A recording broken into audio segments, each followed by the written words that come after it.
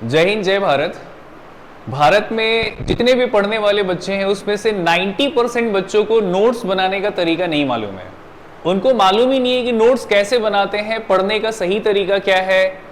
तो आज इस वीडियो में हम आपको यही बताने वाले हैं कि नोट्स बनाने का सही तरीका क्या है। जो टॉपर्स बनाते हैं, जैसे टॉपर्स का नोट्स अगर देखेंगे आप तो उनका स्ट्रैटेजी क्या होता है, आज इसी टॉपिक पे आज हम लोग डिस्कशन करने वाले हैं। आप बहुत सारे बच्चों का कॉपी उठा के देखेंगे तो लाल, पीला, हरा, काला, नीला, बहुत सारा पेन लगा के नोट्स बनाएंगे और वो अपना टाइम खराब कर देंगे और वो अपना टाइम खराब करेंगे। और कुछ बच्चे ऐसे होते हैं जो नोट्स बनाने में कम टाइम देंगे तो लेकिन रिवीजन पे ज्यादा टाइम देंगे। तो आपको यही समझना है कि नोट्स बनाने का सही स्ट्रैटेजी क्या है। नोट्स बनाना एक कला है और अगर उस कला का अगर आप सही इस्तेमाल करेंगे तो आपका एग्जाम में परफॉर्मेंस अच्छा होगा। क्योंकि जितना आपका नोट्स बढ़िया होगा, जितना कम टाइम में बेहतर नोट्स बनेगा, वो एग्जाम में आपको कहीं ना कहीं सक्सेस की ओर लेकर जाएगा। और जो लोग नोट्स बनाने में ही अपना दिन भर का टाइम खराब कर देते हैं वो उनका रिजल्ट भी खराब हो जाता है। तो रियलिटी में नोट्स बनाने का क्या मतलब मेथड है जो टॉपर्स फॉलो करते हैं, उस मेथड्स को आज हम लोग सीखने वाले हैं। तो हमारे सामने आज का एक वीडियो है जिसमें ये बताने वाले हैं हम आपको कि नोट्स बनाने का बेस्ट वे क्या है, सही तरीका क्या है। यहाँ पे दो पेज आपको दिख रहा होगा, एक क्रॉस किया हुआ है और एक यहाँ पे राइट किया हुआ है। इसके बारे में हम आपको डिटेल बात करते हैं।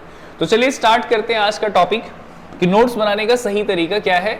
आज का टॉपिक हमारा यही है, how to make best notes. क्योंकि बिना नोट्स बनाए आप किसी भी एग्जाम में सफल नहीं हो सकते। नोट्स बनाना एक कंपलसरी है, ये आदत हमारा शुरू से लेकर आज तक है। क्लास 1 से लेकर बच्चा को सिखाया जाता है कि आप नोट्स बनाइए, नोट्स बनाइए।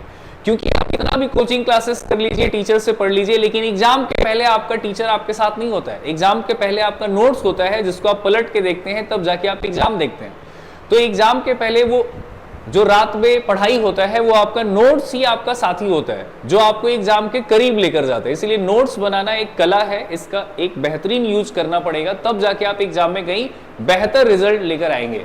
तो देखते हैं इसका अपना बेस्ट तरीका क्या है। देखिए हम आपको सबसे पहले दो पेज यहाँ पे दिखा रहे हैं, बड़े ध्यान से देखिएगा। दो पेज, एक ये पेज है किसी बच्चे का और एक ये वाला जो पेज है ये मेरा खुद का है। जब हम पढ़ाई किए थे तो हम कैसे नोट्स बनाते थे उस पे बात करेंगे।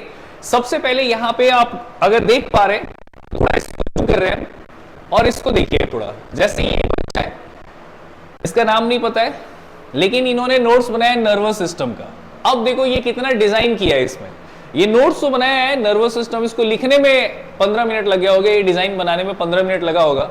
उसके बाद ये देखो यहाँ लाल, पीला, हरा, पूरा एकदम नीचे गोल गोल गोल गोल बना बना के एकदम पूरा अच्छे तरीके से नोट्स बनाया हुआ है।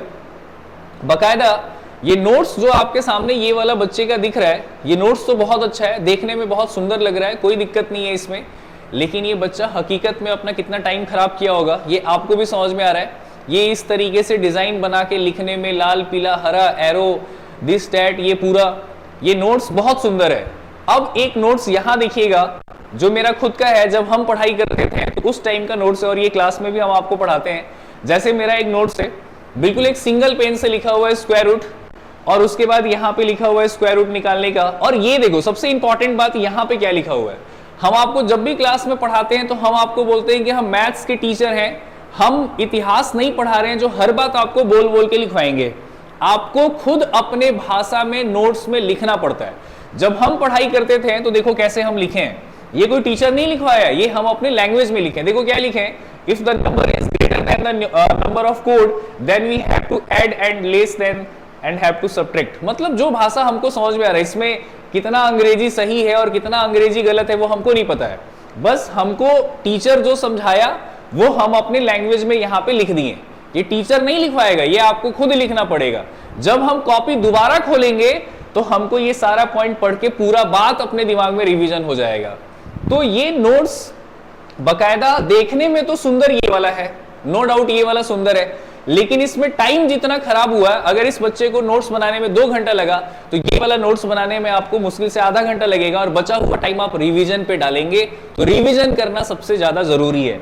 तो ये वाला जो है नोट्स तो बहुत सुंदर है लेकिन अपना टाइम कहां बचेगा, यहाँ पे ये अपना टाइम बचेगा। आपको नोट्स बनाते समय सबसे पहला अपना ध्यान रखना है कि आप 1 से 2 पेन का इस्तेमाल करिए, बहुत ज्यादा पेन का इस्तेमाल मत करिए।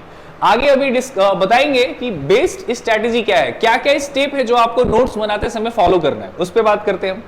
आगे चलिए थोड़ा देखिए। सबसे पहले नोट्स जो होता है वो 2 तरह का होता है, एक होता है लॉन्ग और एक होता है शॉर्ट। ये लॉन्ग नोट्स क्या होता है और शॉर्ट नोट्स क्या होता है। लॉन्ग मतलब जैसे आप कहीं पे क्लास करते हैं किसी इंस्टीट्यूट में, किसी टीचर्स के पास, किसी स्कूल में, तो वहां टीचर आपको पूरा लिखवाया जा रहा है, तो वो अपने कॉपी में आप लिख रहे हैं, तो उसको कहते हैं लॉन्ग नोट्स, जो आप पूरा टीचर का बात वहां पे लिख दिए। अब एक होता है शॉर्ट, जो कि एग्जाम के पहले आपको पढ़ना होता है।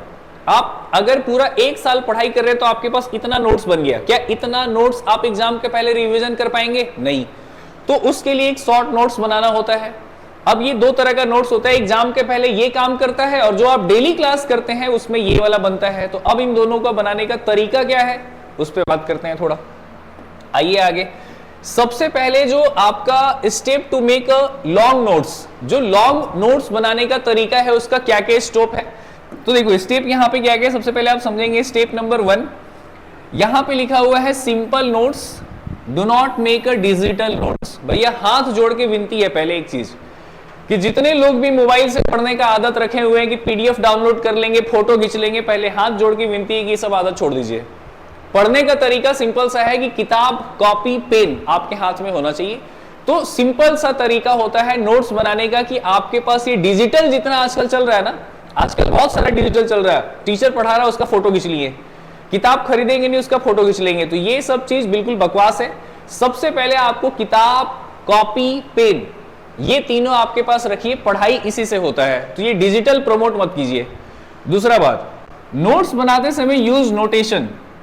नोट्स बनाते समय आपको नोटेशन इस्तेमाल करना है। जैसे आप देखे होंगे कोई टीचर आपको पढ़ा रहा है, अब टीचर बोल दिया कि ये इंपॉर्टेंट है, तो आप वहां पे इंपॉर्टेंट लिखो, क्योंकि जब आप नोट्स रिवीजन करेंगे तो आपके दिमाग में आएगा कि ये टीचर ने बताया था कि ये इंपॉर्टेंट है, तो उसका आप रिवीजन थोड़ा ज्यादा अटेंशन के साथ करेंगे।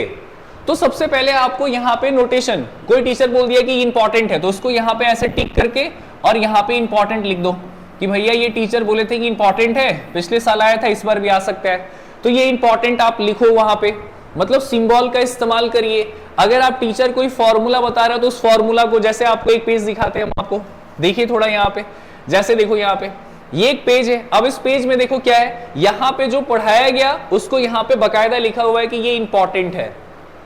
तो अब जब रिवीजन करेंगे तो हमको ये मालूम होगा कि ये वाला टीचर बोला था कि इंपॉर्टेंट है, तो ये मेरे लिए इंपॉर्टेंट है। तो इस तरीके से छोटा छोटा सा डिजाइन बना के अपने कॉपी में रखो, जो आपके लगे कि ये इंपॉर्टेंट है, टीचर आपको बता रहा है कि हाँ वो इंपॉर्टेंट है, तो उस तरीके से आप डिजाइन बना के रखो। दूसरा सबसे इंपॉर्टेंट बात कि हिंदी लैंग्वेज। अब ये हिंदी लैंग्वेज क्या है, आपको टीचर जब पढ़ाता है तो आपको कुछ बोलता है कि कुछ ऐसा भी होता है जो टीचर लिखवाता नहीं है कॉपी में, वो आप अपने भाषा में अपने नोट्स में लिखिए। आपका नोट्स कोई दूसरा नहीं ले रहा है, वो नोट्स आप ही के पास है, तो अपने भाषा में पहले कॉपी में लिख दीजिए कि टीचर ऐसा बोला है, तो अपने भाषा में नोट्स के साइड में नोट बना के लिख दो, ताकि वो आपको जब दोबारा रिवीजन करने जाए तो टीचर आपके साथ नहीं होगा, वो आपके दिमाग में आना चाहिए कि टीचर ऐसा क्यों बोला था, वो बगल में लिख दो।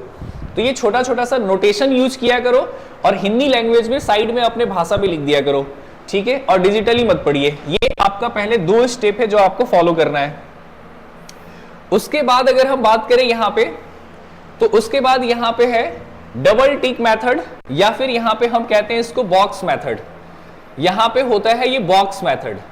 अब ये आप बोलेंगे सर ये बॉक्स मेथड क्या है? बॉक्स मेथड का मतलब वही हो गया, जैसे आपको टीचर पढ़ाते समय कहता है कि ये फॉर्मूला बहुत इंपॉर्टेंट है, तो उस फॉर्मूला को पहले आप बॉक्स में बंद करो।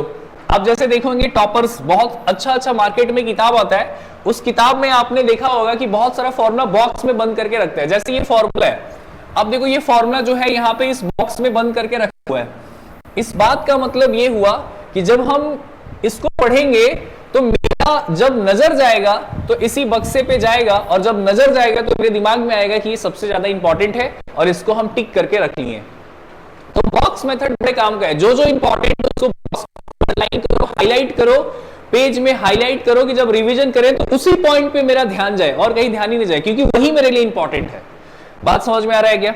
तो ये चीज का आप ध्यान रखेंगे।